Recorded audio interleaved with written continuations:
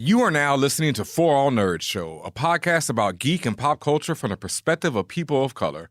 For All Nerds is hosted by DJ Ben Amin and Tatiana Keene Jones. For All Nerds Show is a member of the Loudspeakers Network, where we always say rest in peace to our founder, Combat Jack.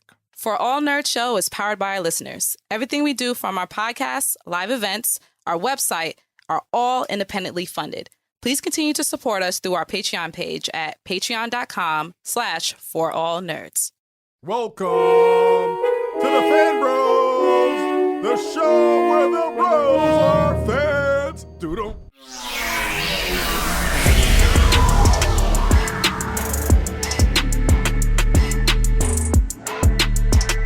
And what's up, y'all, and welcome to this very special episode of the For All Nerds Show, the voice of the urban geek, the podcast where we discuss geek and pop culture from the perspective of people of color. And as always, tonight it's your boy DJ Ben Amin back in the captain's chair, aka Kyle Bundy, Halal Jordan, the anti-trife equation, Captain Cold Brew, Wally Westside, Scary Allen, Blark Bent, a.k.a. Trashpoint. Okay. Even though, look, that now people are going to be like, oh, he hating. And no, actually, that is not how I feel about this. But as you can tell by my DC influence names, we will be talking about The Flash alongside my amazing in all white co-host. Hey, Tatiana King, a.k.a. D Grand Duchess of Tech, a.k.a. Flex Luthor, a.k.a. Queen of the Amazon Prime Suspicion, a.k.a. Glorilla Grodd, and we are here to talk the Flash movie. By the way, side note, thank you, Ben Amin, for that Glorilla Grodd, a.k.a. that shit is hot fire. You're very welcome. Very welcome. I couldn't use it myself, so I had to pass that one along. You know what I mean? Mm-hmm. So, yes, and we are back to discuss The Flash. Flashpoint, it's still called The Flashpoint, right? That's the name. I don't know if the ellipses is there anymore. Like, everywhere I've seen it, they've just been calling it The Flash. The Flash. Yeah, I'm not just sure what Flash. it is. It's just The Flash now? It's just The Flash. Wow, that's interesting that they just dropped the Flashpoint from it. Did they? I don't know. I don't know if the Flashpoint was ever there in the title. We all know, though, that this is based on the Flashpoint story, but yes, and this inspired is directed by Mr. Muschietti. What is it? Greg Muschietti? Andy Muschietti. Andy Muschietti. Andy Muschietti directed, written by Christina Hodson and Joby Harold. Mm-hmm. Also, we thought that was cool because we found out that this was one of the producers is Andy's sister. Yep. Her name is Barbara Muschietti. A little nepotism going on. Love it. Just a little bit. Love to see it, folks. And so, this is the highly anticipated Flash movie. You know, there's been a lot said about the movie as well as its lead star in the lead up. Plus, during the production and release of this movie, James Gunn and his boy got hired to run DC. So everything that was involved with this is basically out now in a way because James Gunn is in. And it remains to be seen what will be left behind. While before this was just going to be a reboot for basically the Snyderverse. And now it's like no more Snyder at all, obviously, because he's gone on to work for Netflix. And now this is the James Gunn verse. So it's a reboot into the James Gunn world of DC. Yeah.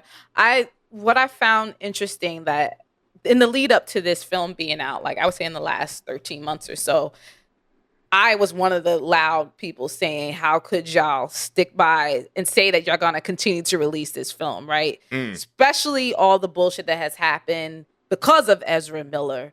Mm-hmm. And how could they continue to support this obvious, or I guess legally you got to say alleged abuser, but I just wasn't fucking with that, right? I wasn't jacking that at all, and I just felt like, especially in the last few months with everything crumbling down in terms of what was already on the slate for DC, with the whole, the rapture that happened there, like the stuff that they was pulling the plug on. I'm like, y'all pulling the plug on this shit, but not on this. How could you? And remember, I remember there being tidbits like, no, it's too damn good. It's too good. It's too good. We can't pull the plug. And I was just like, yo, what executive what is this movie? What is so goddamn good about this movie that they convinced the executives like, nah, despite all the shit, this gotta go up. And then we saw it. Yep. At the very beginning of the movie, Andy and his sister had a quick words, basically thanking everybody for watching it. And they made a note that what we saw today, or that day, which is May 22nd at the time. I don't know when you guys are going to listen to this. Yep. What we saw was not going to be the final cut of the movie when it releases wide in June 16th. Yep. From what we know, there's maybe a 10-minute difference or 20-minute difference between the full-fledged everything that was shot for this versus the cut that we saw. I don't believe there's going to be a fundamental difference between what y'all see and what we see. We think it's more so like they're going to clean up effects. They're going to clean up maybe sound, different things here and there. Maybe they'll add in something. The ending, extra credits. There's probably going to be a before and after credit scene. We had no before or after credit scene. We literally just got the IMAX logo, and that was that. But yes, we did see it in IMAX, so we had the big boy screen and all that. So yeah, just want to make that caveat. What we are talking about, hopefully, nothing that we say doesn't just magically disappear by the time you guys see it. But yeah, let you know that. I doubt it. I've heard word. I know that at one point the movie was supposed to be 2 hours and 40 minutes, and the one we saw was like 2 hours and 22 minutes or so. So there was definitely that change. But from what I've seen online, on Reddit and everything, and if you want to avoid full spoilers, do not go to places like that because people have posted the entire plot. And from what I've seen, most people have seen the same version that we saw last night. So up to this point, there haven't been any major changes. I do expect, like you said, there to be 1 or 2 extra credit scenes, and they'd probably be pretty impactful, and that's why they were holding them off. Potentially, absolutely. Yep.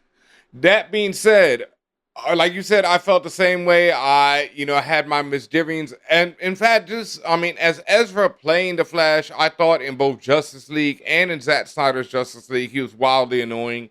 And they were wildly annoying, and I did not find Ezra to be an essential part of the puzzle, or where I was even hyped for this version of the Flash. I was a big fan of Grant Gustin on the TV show, so that was always my Flash, and I didn't really get, Ezra's take. I felt like it was a Tom Holland-esque take on the Flash, on Barry Allen, a Peter Parker-esque take. And that was weird because that's not Barry's character at all, and even in this film, this ain't Barry at all, I feel like you, Ben. I mean, where I think Grant had largely been my Flash, regardless of what they was doing in the cinematic universe. He's been the Flash. He's been the standard bearer for me. And I was also very big on the CW show. So that's what I was always judging portrayals off of, at least from the modern times, right? And I'm not going to hold you, and I'm not going to pull punches. I do not like Ezra Miller. I'm not sure if I really do either. And it's really funny because and I don't mean their version of the Flash. I mean as the person. Yeah, I feel you. As a person, from what I've heard of Ezra, it does not seem like someone I would really kick it with either. And their portrayal, I really am not very impressed with. And it is interesting, though, because Grant Gustin for years did a Barry Allen that was more like Wally West. And now Ezra is doing a Barry Allen that's more it's like what you said. Yeah, I don't know what the fuck his Barry. It's not like Wally. It's just, I'm not sure. It's just a different categorization, a different expression towards it. And when they were first introduced as the Flash, and again, I made my statement about the person. As the character, I don't like that portrayal of the character because it wasn't, even with Grant's version of the Flash, yes, there were nuances and difference in what I grew up with, which is the cartoons, right? The Justice League Unlimiteds and things like that. Yep. Okay, fine. That's Wally. That's the Flash to me. That's always been the Flash to me. Yeah. And then when Grant came along, I'm like, all right, cool. I'm still feeling you. You're still in the same category. You're still in the same lane, right? The category is cars. There goes the Bentley and there goes the Beamer. All right, you're still there. Then here comes this fucking Corolla, and I'm just like, that ain't it. And I will say that I'm not sure if you want to. People listening, if you want to call that a bias, you want to call that just whatever it is. I just never, ever like this portrayal of Barry Allen. And I didn't like this version of the Flash in the other DC movies at all. I've always, something about him just punchable and bothered me. So that, and then that being said, that shaped my view of the character itself, not of the overall movie, even though it is 90% him. I did look at the movie with fairness and balance. And what was your overall takeaway with this? Mine was, this was a fire movie. This was a pretty solid movie. Like, I thought, it's, if you go into it without any of the caveats, and let's say if you're just a general superhero fan, like I'm someone who, The Flash is one of my favorite DC characters, and especially like you said, Wally West. Because when I grew up, Wally West was The Flash, Barry Allen was dead. I ain't give a shit. I never gave a shit about none of them old school DC cats, So I was like, oh, this the new dude, he's young, he's hip. I fuck with Wally, he getting shorties, he getting money, and he The Flash. I'm fucking with this. So I fucked with The Flash then, and I love Wally West. So I loved the Justice League as well. And then I even loved Grant's because he seemed more like Wally than Barry, and I never liked Barry. And then Ezra comes along, you said, and is doing some more wild thing that I just don't even know which dude this is. I didn't understand the point. Like, and it's annoying. Like, it's more, he should have been on Bart. He should have been the kid from the future. Bart is Barry's grandson who becomes Impulse from the future. Okay. Because he's that extra hype, can't stop talking. I can't do the extra hype. I can't. Yeah. And that's Bart. That just, because to me it's like almost like overacting, right? Like, it's like I can see and feel the irritation, and it's bothering me. Like, it's aggravating me. And I will say that just too much dose, like too big of a dose of this version of Barry aggravates me. Yeah. But that being said, I still enjoy the film. That's what I was getting to. If you go into this without any of that, if you're just like, let me go see a dope superhero film, this hits on every level. Yes. Action visually, from the jump, the way, and since we've had years of various like CGI and just also use of Flash's powers on TV, I was wondering, and plus you had Quicksilver doing his damn thing in the X-Men movies, so I was really wondering how they were gonna pull it off and make it different. I wonder, would you think now, seeing what you saw, do you think they've risen to the Quicksilver level of portraying a speedster? Because to me, Quicksilver was the epitome of that. It's same, and cinematically. Yeah, it's same but different, I guess, is one way of looking at it, because it's kind of the same thing, like especially the opening sequence, which I found was incredible. It was. Which it's also a variation on how Quicksilver was portrayed. So it's, but I also thought it was incredible because of the use of action and the way the sequence was filmed and shot. And there were some new approaches. Yes. His initial burst of speed, running across the country, that shit was crazy. I thought it was just sick. There was a lot of dope action in the film. I thought, like, I love Supergirl. I love this version of her. I want to see more of her. I thought she was awesome. I thought the way she was portrayed, her fight sequences, everything was dope. Michael Keaton, it goes without saying, like, as far as acting, Michael Keaton is that dude. You know what I mean? So when he shows up, I immediately believe that he's this older Bruce Wayne who's tired of it, who don't give a shit no more, and has to be drawn back into the fight. I loved it.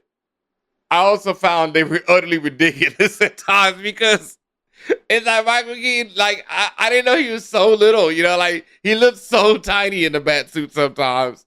And then that plays out in the film as well, and I found that hilarious that they addressed that. Like, that was the one thing I really liked about the writing. It's like not only did they address, like, how annoying Ezra is as the Flash, they addressed just a lot of things. Like, Michael Keaton, is Batman trying himself against Kryptonians. It ain't gonna end out that well, fam. It's just not a good look. And that was addressed over and over again. Yeah, just continuing on the path of just overall feelings. Like, this movie, generally speaking, had great pacing.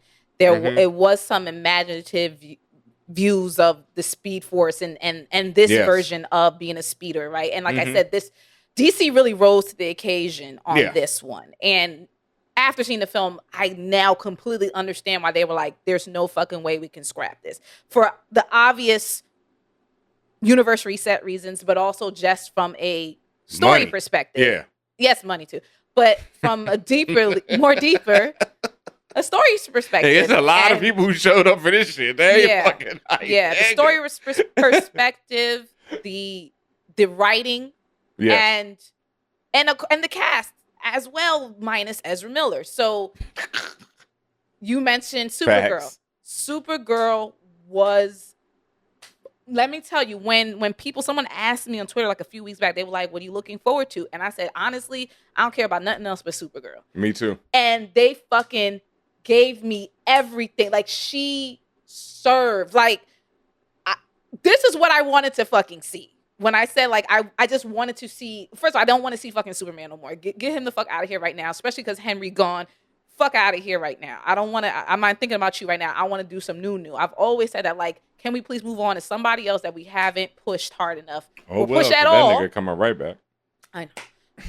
Sasha Callie, and I hope I'm pronouncing her last name right. Sasha? Yeah. Sasha Fierce, you fucking did that.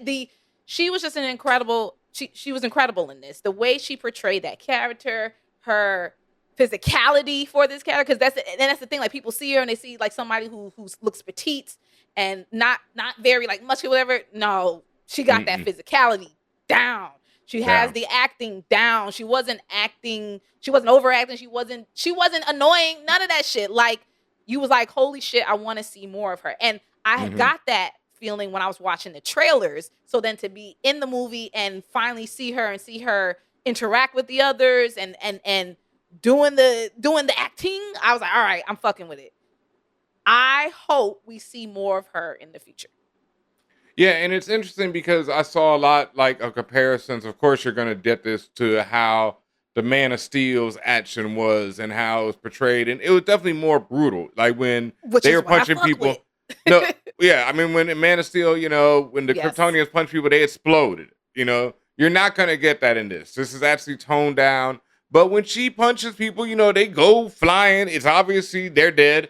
And I mean, it's toned down from exploding on impact, but it's still not toned down. Like, no, it's still the beyond God powers that you should be seeing. Like when you get punched, you're getting punched 2 miles away. Like it's more so what I to the moon, Alice, to the moon. Right? What I liked what DC started doing is leaning into the Injustice game and how that portrayed fights and finishers and things like this. Like, you see that style of fighting has been incorporated more into the cinematic universe, and you see that big time in The Flash. I mean, like, stupid wild shit. Like, that dump, like that wild shit. Superman taking somebody else to the fucking atmosphere and fucking pile driving them down to the ground. Like, that level of brutality, you get to see some of that. Was there like a wild shot at the Snyderverse at one point when, like, the Flash? Did he say that? Like, I used to see this done in slow mo. At one point, when Superman is whooping ass or the Kryptonians were whooping ass or something, I swear it was like a lot of like subs in that movie. Period. Yeah, I swear subs, he took a shot at the Snyderverse. Strays. Like, it's a lot, and it's like if you're not really listening, you. And also, it was subby enough where you couldn't 100%. Like, you can kind of guess what they were talking about, but you couldn't like 100% verify that that's what they were talking about. Yeah. So. Well, again, well written, I guess, because if I can't 100% tell, then you did what you needed to do. No, that's something like, okay, now as far as does any of the time travel stuff hold up, is this like a iconic like Back to the Future or the first two Terminators? I don't think so. I think they intentionally get away from that right away and be like, this is like as in The Good Place, this is, timey is trying to wavy and string theory and all over the place in here, so we don't have to worry about keeping strict timelines or, what happens in this world affects that world.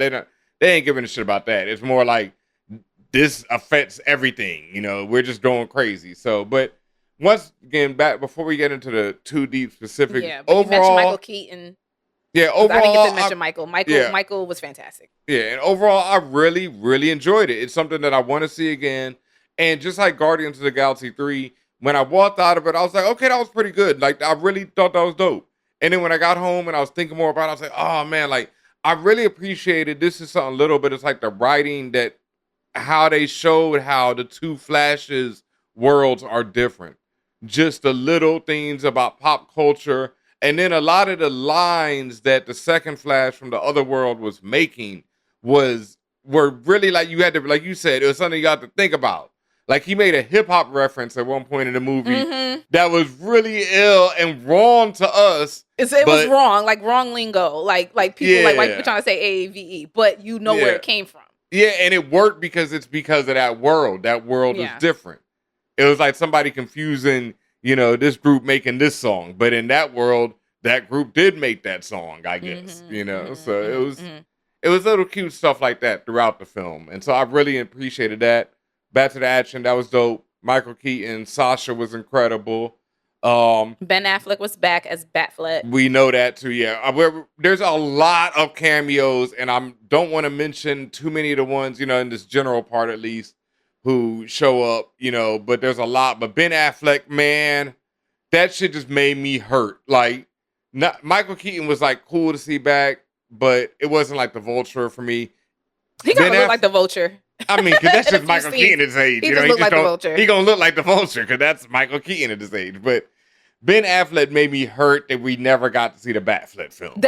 And I'm not gonna hold you, Ben. I mean, that there's a whole sequence that's 100% Batman unfiltered, and I was just like, and I literally said to myself, "This is the Batman I've always wanted to see." Beyond and this is separate from the Nolan film because that's a different version of Batman, which is beautiful as a pièce de resistance. But this version of Batman is what I've been wanting to see because it incorporated all of the aspects. Remember, I told you stuff like Injustice, stuff like when Arkham, the Arkham Justice League Unlimited. Yes, the Arkham games, the Arkham Asylum games, like everything you grew to love. I say in the pop culture lexicon within the last 10 years. No, the 20, like Batman the animated series. Well, like this. Sure, all of that. But I'm just saying, just in terms of the modernization of it, that's been the last 15 years. But the modernization of Batman, 30 now, Jesus, it's been a minute. This was it, and it still held true to the inner core of Batman values, right? Yes. So I mean, honestly, I was floored by the portrayal of this version of Batman, and I don't know if you want to thank Ben Affleck for that. I don't know if you want to thank the CGI for that, but you got what you came for, and at least in that, right? Both, because Ben just does a great job. Like, I thought this from the Snyderverse. I thought Ben was one of the few who did a great job as Bruce and as Batman. Like, most actors can do one or the other, very well. I thought Ben was a great Bruce and a great Batman, and so I always was a fan from the casting. I was screaming Batfleck all the way. So I'm disappointed, man, because that opening sequence, involves Ben Affleck and the Flash and some bank robbers, and it's fucking incredible. It's just you see quick bits of it in the trailers, and it does not do it justice. It's incredible. Think Christian Bale was a good Batman and Bruce Wayne? Yes. Okay. But I think you said not everyone could pull it off, so who couldn't pull it off? Who are you referring to? Val Kilmer? Well, Val Kilmer wasn't. I think Michael Keaton. I think Michael Keaton was interesting. Like, I think he really portrayed the weirdness that Bruce Wayne would have to be. Because his shit was cartoony. He was, and he was a little bit off, just touched. But his Batman was more like a little cartoony for me. I'm Batman, Like, for the time, it was amazing. But it's not like one of the ones where I'm like, okay, I like his Bruce more than I like his Batman, I think. Okay. I don't know. On some days, I like his Batman more than I like his Bruce, I'm just trying to understand because you said, like, some of them can't. Yeah. And which is understandable. Some can't do both. Okay, so who couldn't? So. Robert Pattinson. I didn't even count that nigga. Oh, my God. I forgot. I don't even know what that nigga can do either, really, honestly. Like and honestly, this movie, this Batman makes you like I just did forget about what the fuck that was with Robert Pattinson. Like, and we gonna get reminded, dog, because that's coming back. Like, honestly, after seeing this film, I even more so. I don't want that version. I do not straight up. I do not want Twilight version of Batman. I do not. I don't want motherfucking Nolan light. Like, we had 3 movies of Nolan and a Batman who struggles to do anything. I want to see the Batman who is stunting on niggas like he was in the beginning of this film. Yes. So and I think that's that's a big reason why I rated this film so high, because you get the characterizations, at least I did, that I've been waiting for. Like, I felt like they was either holding punches or trying to give me some experimental version of the character. And I'm like, what the fuck is this? Like, just fucking go in and modernize the character. And you can continue to stay true to values, but modernize it, right? Like, I don't even see Batman shooting guns. I don't want to see that. No. I want to see him go in with his ingenuity and his resourcefulness and all that other shit. His but wits, be his brutal intelligence. and have the tech and have the fucking whatever else that makes him him, and also the distrust and the ego and all that other shit. Pull that all together in a big pot and you get what I feel like is the best Batman. But that being said, they did it was interesting how they trying to market this, because they're obviously, as I mentioned, it was a big uproar about they releasing this and putting Ezra Miller at the forefront. This is Flash's film, whatever. So they're like, how are you going to market this knowing that nigga's trash? Then they made it seem like, it was mostly about Batman. You remember, there were some flyers where it was basically the Batman logo with a little tiny Flash lightning bolt. This movie's 90% the Flash. Yeah. It's 90% the Flash. Yes, there are the Batman stuff that we just said that's amazing, but this is really a Flash movie. Yeah. Supergirl's in it. Batman's in it. Both Batmen are in it. A lot of other cameos. And I mean cameos. Because, they are cameos, and then it's the Flash. Yeah. Yeah. When you mentioned about how they portrayed like the time travel and the rules or not, and it's just, and I don't want to say they ignored anything. It was just their version of it. It's like whatever, dog. Their version of what time travel means. Things happen, nigga. Yeah, things happen, but it's also like you said it. You said everything changes, right? You fuck up, you change or do one thing, everything gets reversed or whatever. This obviously and not from a comic book perspective, but from a cinematic perspective, the introduction of the multiverse into the DCU. And it's just interesting the timing of things, with where Marvel is. Like, they've already done that intro and they're kind of well on the way, and that's part of their 20-year plan or whatever the fuck, how many years that is now at this point. Whereas, and to me, it's like Marvel did it because they planned on doing it, whereas DC at this point, especially because they greenlit this, despite everything, they had to. They had to. Marvel did it because they wanted to. DC did it because they had to. And I just think that's the main distinction. They are treating it differently. They're treating their versions of what multiverse means much differently. There's no set rule, I would say, based on this movie. There's no set rule in terms of what characters might look like or act like. It's just like they kind of cherry pick. Whoever they choose is going to be different. It's going to be different. Whoever they choose is going to be the same. Is going to be the same, right? Whereas Marvel is a little bit of there's a semblance of some rules, right? Where like you might have 50 Lokis and one of them's an alligator, one of them's black, one of them's this, one of them that, right?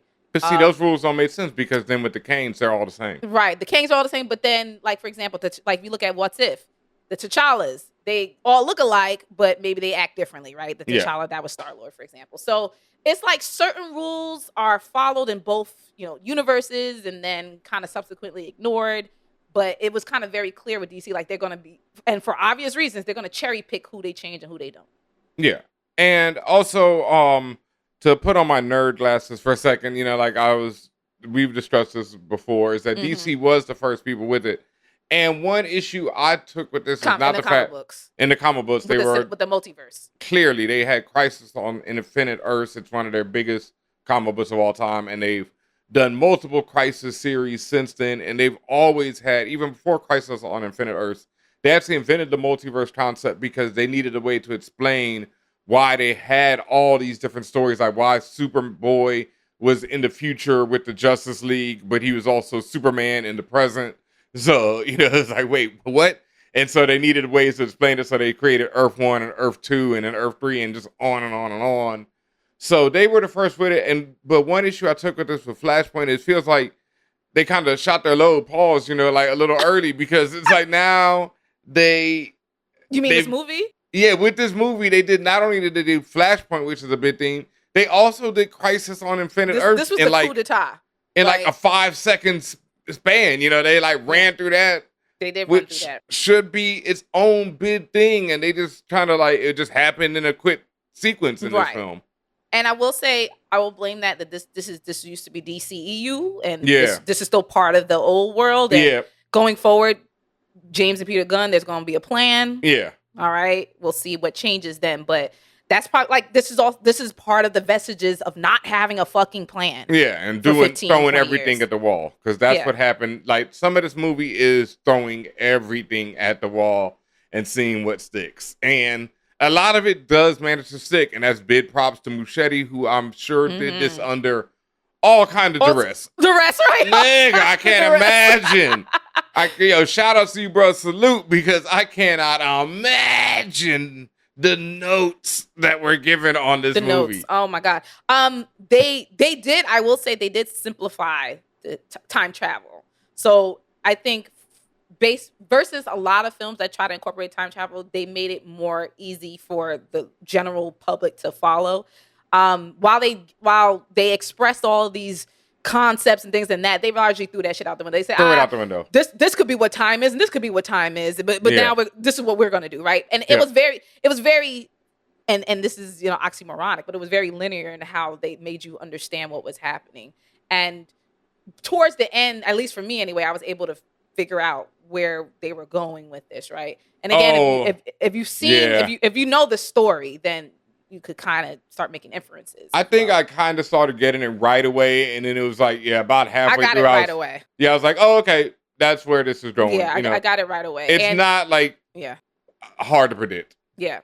No. Let's talk, while we're talking about that, let's talk about the effects. Now, we did not see, as they mentioned, a caveat, we did not see the final version.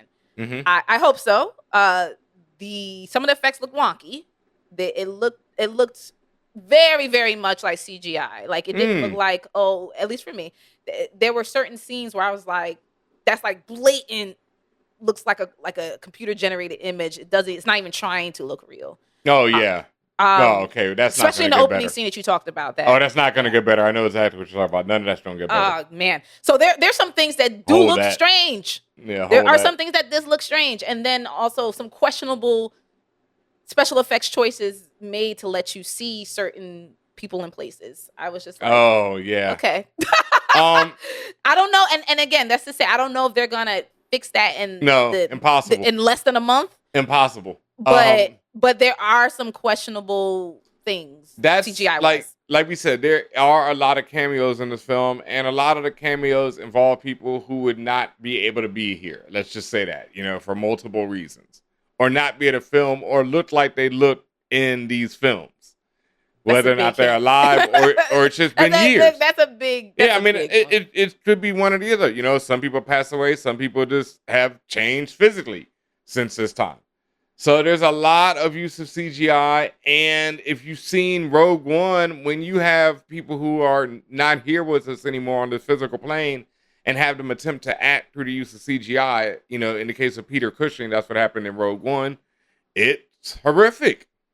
And, we still have not gotten, and God willing, we never get to that point where it isn't horrific. Yeah. But, and beyond just people beyond it's just horrific, it just doesn't look good. Like, what I'm talking about is just shit that just didn't look good.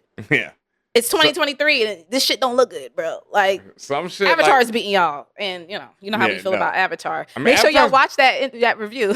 Avatar's beating a lot of people, for looks. That goes without saying. Like, I'd always say that to Cameron. You whoop niggas' asses when it comes to that 3D and graphics. Every time I say Avatar, I think about that damn whale. It hurts. Niggas. It hurts so bad. That nigga whale was just talking about it hurts when it breathes like he coffee. but yeah, there were, and again, I don't know and maybe people won't give a fuck because it is that entertaining. Yeah, I didn't really like. I feel you 100%, and I've seen people already say that. I saw one thread that was getting a lot of hate because he was saying they told the truth about what the effects look like. Yeah, it's the truth.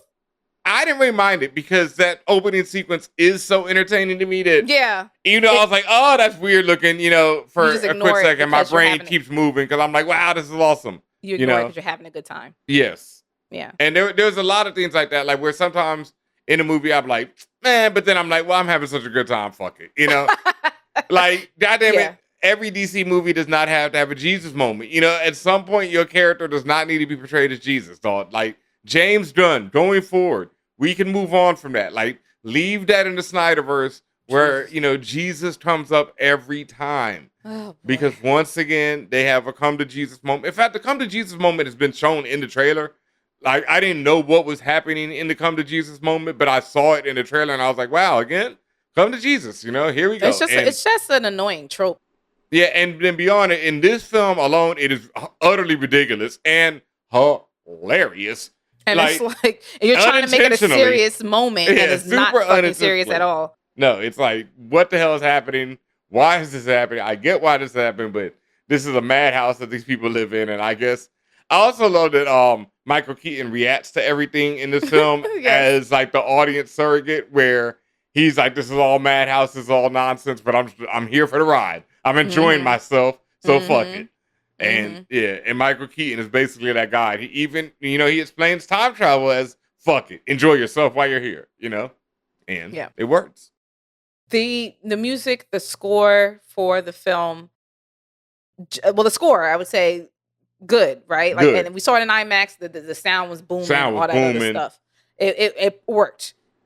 Some of the music drops. Yeah, the needle drops. Some of the music choices I wasn't a fan of. It actually sounded dated to me, and it's like particularly pointless. Yeah, but there was a big fight scene towards the end where I'm just like, why did y'all put music on? Like, literally, the scene was perfect, and then y'all turn on some fucking music, and I'm like, why? I guess I was maybe some girl empowerment song. I don't know, but I don't know what the fuck it was. But the point is, it wasn't necessary. That shit was not. And as I said, it just felt dated. So, something that may or may not change in the final cut. I don't know, but and the notes and I had said that on Twitter. Like, I was like, overall, this is the best DC movie of the modern age, and I just have some low notes. Bar. Yes, very low bar. Well, okay, see, that's even debatable. Is it really 100% low bar? I would say, I would say medium bar. What I'm saying is that's debatable because I really enjoyed Suicide Squad. I enjoyed Suicide Squad. I enjoyed Harley Quinn. Like, there's element. That's why I said. But I would still say this is better than those. Yeah. Yeah, absolutely. Yeah. And that's why I said medium bar because there's there are bright spots within. It's close, man, because I really enjoyed Suicide Squad. So it's close. There were bright spots in the former DCEU, and then there were lots of dark spots, and so while but overall there wasn't a lot to compete with in terms of having a fantastic movie. That being said, even if you've done away with the bar and just looked at it in the vacuum of, is this entertaining? Yes. Is this a good comic book movie? Yes. Is it a good superhero movie? Yes. Are there fucking gobs of Easter eggs? Absolutely. Yes. If you are a fan of these characters from age 65 to 17, you're probably going to be entertained here because there's something that's directly related to your generation of that version of the character that they're going to touch on. Yes. So that's probably also why this film is going to make $3 billion or whatever they wanted to make. Now I'm wondering, because I saw this in somebody's thread, and I feel this 100%. I feel like this movie will make a lot of money, but I'm not sure if it's going to have like the No Way Home. Not No Way. Yeah, I don't know if it's going to break wild records. Because I think it's going to do good. I would say this, then this isn't really a spoiler. I felt like No Way Home's use of nostalgia and use of the older characters who we hadn't seen before, in a while, was much better than this. This, I feel, really just breaks down to a lot of, remember this person, remember that person, remember this person, look at this, look at this. Oh, how deep is your DC knowledge? And that type of thing really quick. It was a lot of fanboyism in this, in the Flash. And I will say, like, there was tons of stuff that was before my time, and I was just like, what the fuck are they talking about? Like, and like, I would ask people, like, what is that, or what's going on? And because it was just like really, and some of that stuff was super obscure. Even things where, like, if you weren't like constantly on Reddit in 2014, you would never know of this, Easter egg that they threw in there. And it's just like, how many, that's a small subset of people, right? So it's just like, there was a lot throughout the movie where, like, I'd be sitting there and maybe 10 people will go, oh, and then the rest of the theater would be like, whispering each other, like, what are they talking about? Then there would be certain times where 50 people were like, yeah, you know what I'm saying? Yeah. Like, it was all over the place. For about 80 to 85% of it, I was one of those 10 people screaming, I know you were, and Ben Amin started. I knew he was into it when Ben Amin watches films, and I noticed this when we had screenings. If he's into it or is really trying to pay attention, he sits up. Yep, he sits up in his seat and he leans forward. And I was all in it. Usually, like I always sit back and I'm trying to be comfortable and be able to see the screen as much as I can. I'm only 5'4". This man sits up and leans and like, you know, puts the fingers up on his face. Yes. And it's really super into it, trying to understand and really grasp everything that's happening around him. So. And I was, like I say, like, shout out to Fantastic Frankie, who was also at our screening, and you know, she is the big DC fangirl, and she thinks that I hate on DC, while truth be told, I've read not as many DC comics, but I've read a ton of DC comics. I think the Batman the animated series, the Bruce Timm universe, is perhaps the greatest universe of any superhero universe of all time. Like, I think Batman the animated series onto the Superman animated series onto Justice League Unlimited is the greatest run perhaps of any show ever. You know, like, I think the ending of Justice League Unlimited is one of the most perfect things ever. I just think it's fucking perfection. And that's not even talking about all those animated movies that come along with that. The DC animated movies are gold standard. And also rest in peace, rather, to Kevin Conroy. Yes. And so that's what I mean. So I've never been a DC hater. I've just always wished, like you were talking about Batman, like what I've always wished for is to see the Batman who can contend with the Superman, with the Green Lantern. I thought Nolan's stuff was perfection, but after that, I didn't need to see that street level Batman ever again, because I've got the Nolan stuff.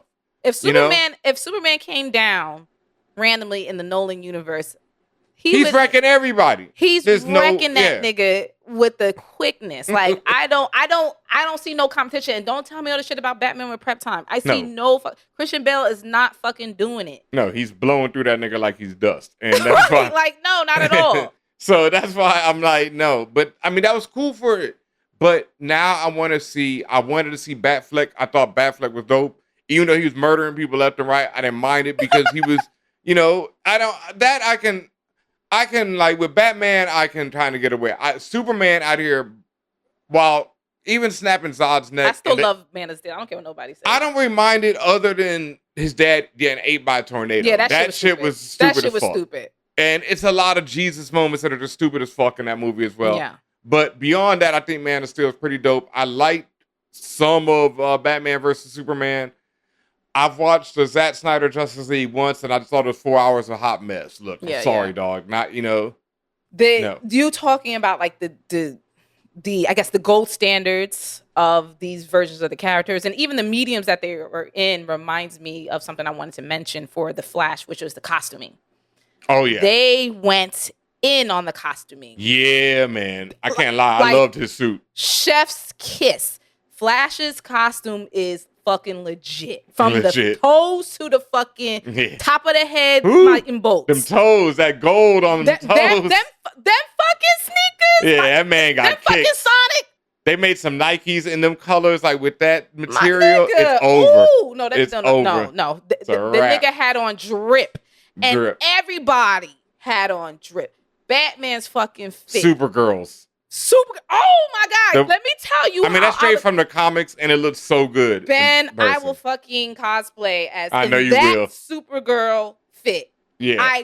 If someone makes me the costume, I will fucking do the cosplay. I promise you, with the I will fucking do this version, Sasha's version of Supergirl of Kara, because oh my fucking God, like it was just so buttery and beautiful, and it didn't look cheesy. You understand? Like it looked like $1 million. And even Michael Keaton with the old school Batman, with the OG Batman, and I know that's not even the most old school, but one of the old school Batman fits.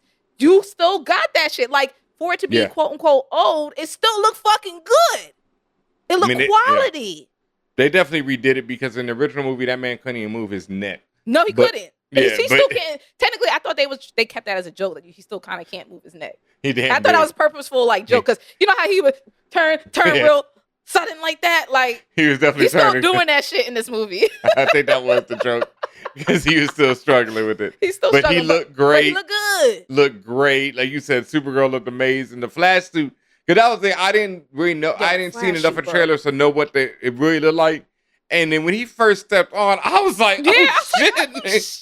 Oh, nigga, you done upgraded since that Snyder, nigga. Like, it was absolutely, the way they look in costume is absolutely incredible. Yes. Absolutely incredible. And like I told we talked about Ezra, but I will say I felt like this was the best version they have done because I just found them wildly annoying in both versions of Justice League. I still think they're wildly annoying. And I know that you connect, especially because of the base story about what the Flashpoint is about. Yeah, which is about, Barry trying to save his parents. That's known. Yeah. That's out there. Yeah. And that and his mom in particular. And that's always been a connection, especially, as people who listen to the show know, my mom has passed on. And so stories like that will always get me, which is fucking every superhero story. So, it's like, that's something I'm glad to deal with. Yeah, pretty much. Your mom's gotta go, So that touched me. And Ezra, did what, but it wouldn't take much for me to start bawling if it's involving somebody's mom. So okay. Don't judge, my reaction on it is not, Well, I was quiet when you had mentioned that because of the reasons you stated. I will say that I still didn't connect with him personally. And again, I know the story already. So I knew all the stuff. So I was just like, it's still valiant and commendable as a general story. And the way that they did it, they wrote it well. I did not connect with Mans. I was like, oh, too bad for you, my nigga. Like him, Barry and Iris West had about as much chemistry as oil and water. Oil folks. and water. Oil and water. Ice cream and peanut. No, that might be good in some cases. Iris West played by Kiersey Clemens. Pizza and pineapples for those who are haters, It's just, it wasn't there. And I didn't understand her inclusion besides from story perspective. I didn't understand her inclusion in this film because it was also not required. Like legit in my head, if you cut her out completely, what did you miss? Nothing. There's her inclusion served no true purpose. And as I'm like really sitting there recalling, it's been a full 24 hours since we've seen the film. And as I'm sitting there recalling, like there was nothing of note that made sense of why she had to be there. Did she change? Like, was her inclusion directive of anything? No, it only served to remind me of how much I hated her one scene in the Zack Snyder Justice League involving the infamous hot dog scene, which is, so that just reminded me that, oh yeah, that still exists. So that was the only thing that this did for me. And I mean, she like spurs on the plot a little bit, but him getting slapped in the face could have spurred on that plot. So I don't know. It was a waste. I mean, I'm happy for old girl. She got a bag for showing up for a few minutes, but like it was inconsequential. Yeah. So and I can't see her. I don't know. I mean, they make it like she coming back, but this Barry coming back, there's a lot of questions for the future of the Flash, and we'll see what happens. Yeah. Y'all know that General Zod is back. Yep. In this film, that's common knowledge. That's actually public. Mm-hmm. And so the way that they introduce him, I don't want to give that away, and why he's. I mean, that's also really public. That Barry. Is that also public? Yeah, it's Barry fucks up some stuff, and there's no superheroes in the world anymore, so he has to find the superheroes to defeat Zod. Okay, and so I've always liked Michael Shannon as Zod. Yeah. I've always loved his version of Zod. If you want this shit to stop, you're gonna have to kill me, my nigga. And that's why, like, I always was never like mad about how Batman was acting in Man of Steel. I was like, this nigga is not fucking stopping. Yeah. Like you gotta go injustice on him, or it's a fucking wrap for everybody. Like billions. I've always disagreed with that. I always feel like I get it that this man is not stopping, but there's always going to be people who are not going to stop. Darkseid being one of them. And Superman has always found a way to defeat them and, banish them away without killing them. Right. So that I had said this last night, but I mean, and I understand that goes against the general principle, and it's also what that road leads to. That's what it is. That's why that's such a problem, because once Superman starts deciding who lives and dies, it's over for humanity. Sure. End of story. I like about that action, Superman. Yeah, you wouldn't until it happened to you, because. See, that's the everybody, like everything else. Yeah, everybody likes about like that everything action. Else. Yeah, until everything else. Yeah. I said, man, if I had them fucking powers, I'm not your fucking savior, y'all. Yeah. I will. See, people always call me the evil one. But if I got Superman powers, I mean, I really don't. And like, I would do my helping everybody. I'm not. I'm just going to be very honest, and it's not because people don't deserve the help and people don't deserve this. And I'm not going to go high. I'm going to go low. I'm going to go low for people who are low. Yeah, I don't know what I would do with Superman powers. It's very problematic no matter what you do, because it's like humanity is going to destroy itself if somebody doesn't stop it. And someone in my head, someone's always going to view, even if you are a saint, quote unquote, someone will always view you as the enemy. Someone will always be a Lex Luthor type, or someone will always be like, you can't trust them because they're not sharing their powers and they're not doing this and they're not, like, you could be doing everything in the world to end hunger, poverty, but it's gonna be somebody fucking hating. But see, that's the thing. If you just sit around and humanity blows itself up with a nuclear bomb, and you're probably gonna live forever because you're Superman. So what do you do? Some Omni-Man shit at that point. Where you like, well, these niggas is just gonna kill themselves. Like, they just fucking pets at that point. Like, you don't. Yeah, care. well, I mean, that's.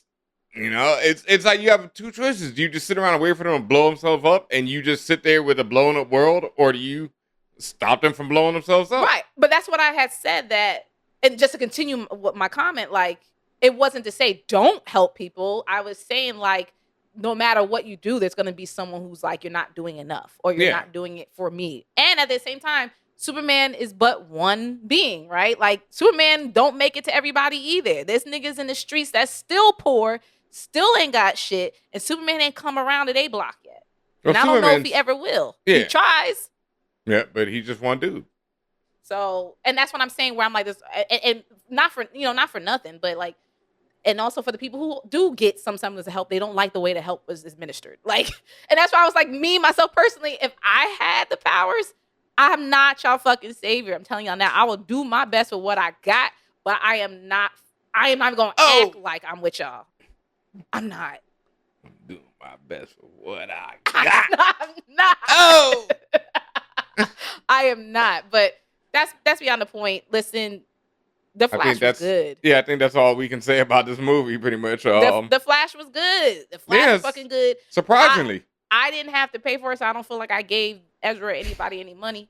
Thanks. I feel weird, even like it took me a long time to even post my tweet last night. Because I was like, damn, do I want to say... damn, I don't want to promote this shit. Yeah. But it's also like, this is... And not to say that we just promote anything just because it's our job. It's just like, I'm going to tell the truth. Yeah. I'm going to tell the truth. Yep. Shout out to Mace on It Is What It Is podcast, who says he's here to speak the truth. And I feel I'm the same way. Like, I would let y'all know if this was some hot mess, Yeah. And I'm going to tell the truth. Pretty much really enjoyed myself. Right. Now, you can take the next step and decide... That's great, Ben Amin and Tatiana, but I'm not supporting them. Out there, Perfect. Do what you need to do. Yeah. Like, do what you want to do with the information you're given. Pretty much, you know what I mean? But yeah, I was surprised. I was already hyped for the future of DC because James Gunn is over there. Superman Legacy is coming out, and it's allegedly based, at least inspired by All-Star Superman, one of the greatest comics ever written. Mm-hmm. So I'm super hyped for that. And love the this comics. is a good, I don't really feel it's more a send off to the Snyderverse. It was, it's nice. I didn't really feel like, I know some people have said it did, but I felt it was just more like a good story. And then, because if James Gunn hadn't taken over, like if Snyder was coming back, this could just as well be a reintroduction to the Snyderverse. I didn't even think about fucking Snyderverse at all with this film. I just thought this is a good intro to essentially clean slate. Yeah, that's James. What I mean. Whatever you wanted to happen after this film could happen after this film. Yes. Like if that had been, that'd be, I almost spoiled it. But like at the end, there's like this big moment, and it's basically a big moment where it's like, it could be Snyder is back. Oh shit. Or, we're going back to the Christopher Reeve Superman somehow. Oh shit. Or the whole world's turned animated and now it's Kevin Conroy. The ending is just, it's a clean slate, folks. It's whatever you want now. It's whatever you want. Whatever James Gunn. But that's what's so hilarious, because this movie was made and finished before Gunn ever came into it. So they were really like, whoever takes over, Here you go. It's a gift for you. And that's what I'm also trying to understand. Like, DC, and I stand by what I said earlier, DC did this because they had to. Marvel did it because they wanted to. DC did it because they had to. Because it's just like, fam, we put ourselves in a paradox. How do we get out? I also want to say that Marvel, just through their first 10 years, have been unbelievably lucky which led them to have this idea where people can look back and say that it's a plan, while it was really just things happening to fall in place, and then it looks like you had a great plan. Like, at least in the beginning, but then there really truly was a plan.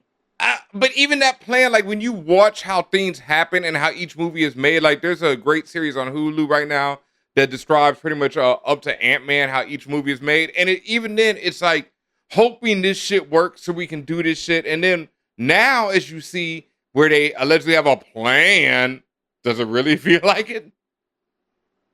Well, it's just because we plays a lot into this. Yeah, sure, absolutely. Like that's all I'm saying. Like, also, there's Marvel fatigue because their last few movies have been, with the exception of Guardians. But they had a plan. That's what I'm saying. But they had a plan. But that don't mean the movies are gonna be good. No, of course. And I think, but I want to make sure that's separate. That's separate, right? Because there's been okay to good DC movies here and there, but it was clear there was no plan. And now you have a plan where you have some misses on the Marvel side, right? So, and they still claim they got a plan, and I don't believe them as much anymore. Well, now you don't believe. It's like, this don't sound like a plan. This don't look cohesive, guys.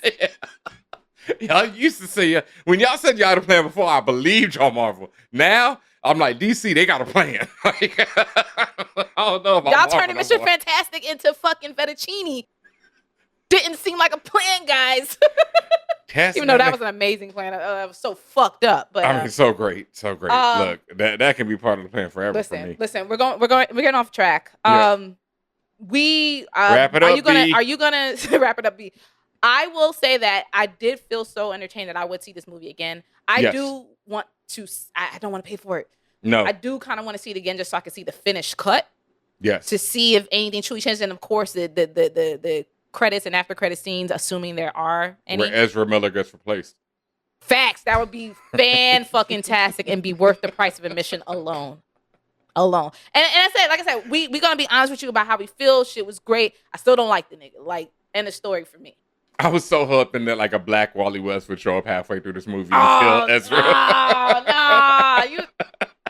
Nah, brother. No reparations for you. I was so hoping for that, but alas, that's a spoiler. The black Wally West is not in this film. There's a black Wally West in the multiverse. I mean, they like in the comics right there. I think Wally West is black right now, and I think he was black on the Flash show. He was back on the Flash show. Well, and then he was black on the Flash show. Yeah, and then they made him black. Brother.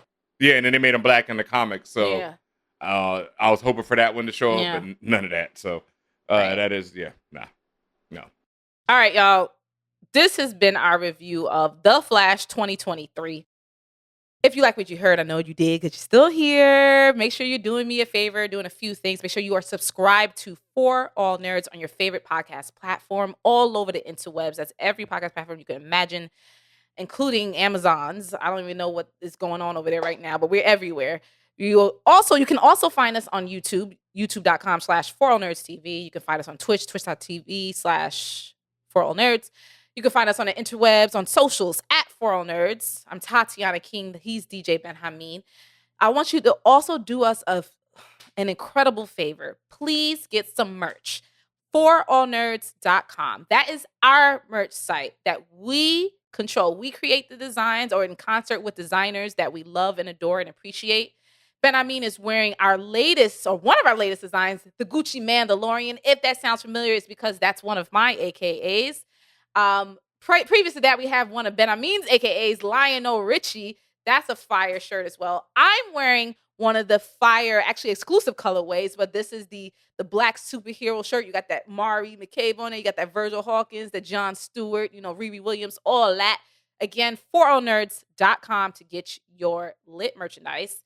And make sure you're going to our Patreon, patreon.com/forallnerds, where for any tier you get special privileges, such as getting advanced access to things like this screening, because the Patreon folks got wind of that way before everybody else. And if they was quick enough, they signed up to get the passes. And then if they got there early enough, they got in to see the screening. You had to get there early, yeah.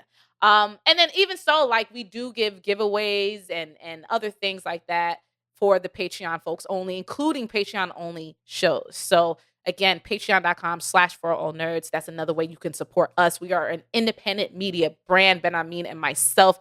We do it out of the kindness and love in our hearts, and also because of the passion that we have for fandom. So we salute and appreciate everyone who's ever supported us in many different ways. But I mean, tell them what else they should be supporting. Something with the color purple.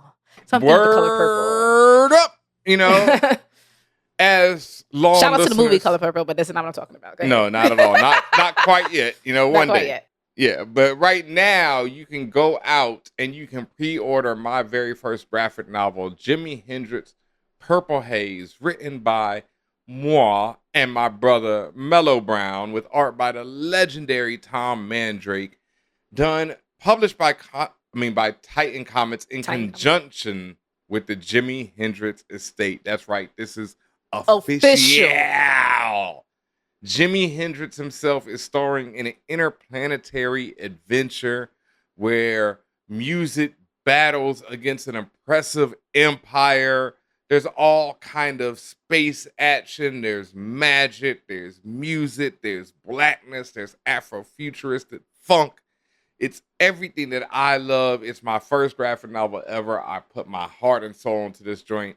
So please go to your local comic book shop, go to your local bookstore, or if you have to, head over to Amazon, type in, or if you're at your local comic shop, you're not typing in anything, you're just talking to somebody there, and you're like, yo, give me that Jimi Hendrix Purple Haze graphic novel, put it on pre-order. It means the world to me. Pre-orders mean so much in determining a comic book success.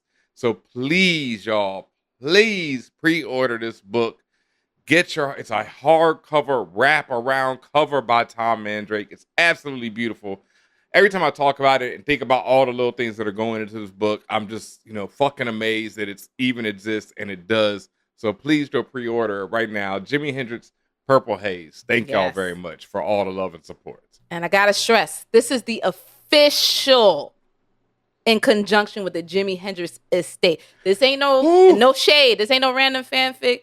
Ben, it's not a civilian. He is sanctioned. This is real. So post it on Jimi Hendrix IG for all to see. 1.2 million followers, bro. And amazing. I cannot believe some of the stuff that we got away with, that they let us get away with in this book. So thank y'all. Please pick it up. I promise you it's going to be so... it's like beyond worth what you're paying for it. Like, it is just...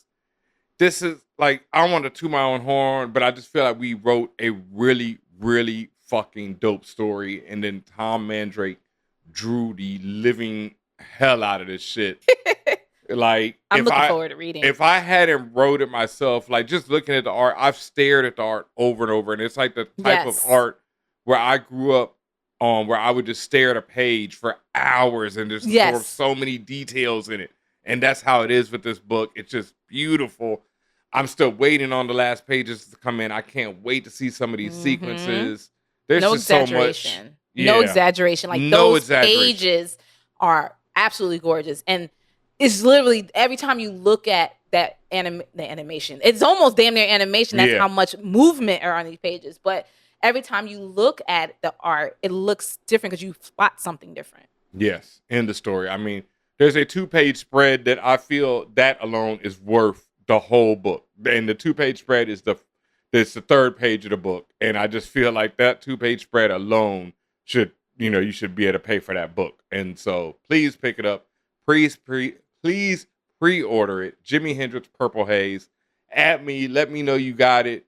And just thank you to everyone who has pre-ordered it. Once it releases November 7th, I'll be out on the road, doing a lot of speaking, a lot of panels, a lot of signings all over the place. Yes. So look for me. If you copped it, if you pre-ordered it, I'll make sure you get a, place in line. I'll make sure if I had to wait all night to sign your shit, I will. But, we'll make it happen. And thank you so much, y'all. We'll make it happen. And we're going to make it happen October 19th when we speak at, as colloquially known, the Blacksonian, the National Museum of African American History and Culture. Yes, sir. We are going to be in the Oprah Winfrey Theater, where we are going to be talking about Afrofuturism from the For All Nerds perspective, of course. We are so proud and humbled to be invited and included in this exhibit. And y'all are going to be in for a treat. So again, October 19th, make sure y'all have that on your calendars. when all the details come out about ticketing and all that stuff, we'll talk about it. Just make sure y'all have that locked. That's also during Howard Homecoming weekend. So we're going to be out there in DC anyway, celebrating our alma mater. And we just hope that everyone or a lot of people get a chance to experience it. Word up. And we'll be announcing some more things. This is For All Nerds' 10th anniversary this year. So some point this year, we're going to do some type of 10th anniversary live show. So look out for that. If you can't make it down there on October 19th, you know, we're going to have other opportunities to see our beautiful faces in person. But for the time being, make sure you're following us on twitch.tv/forallnerds. I got a new setup in here, so there will be more DJ live shows. Some might do some production, some beat making on there. A few other things coming. There's a lot of things coming. Thanks to y'all support on the Patreon. All the love on forallnerds.com with this merch. Y'all letting us do all these different things. We're bringing some new stuff with Comments I Cop, some little shorts. And I'm really thinking about how to do that, you know, so that we might have a little delay on that because I want to do something different with that. But that's coming. There's a lot of things coming from us. And it's because of y'all love and y'all support. Like you say, we've been talking about this Jimi Hendrix book for a minute on the low, and now it's out there. A lot more things coming, you know what I mean? It's just, you know, stick with us. We going places. Peace. Fan Bros.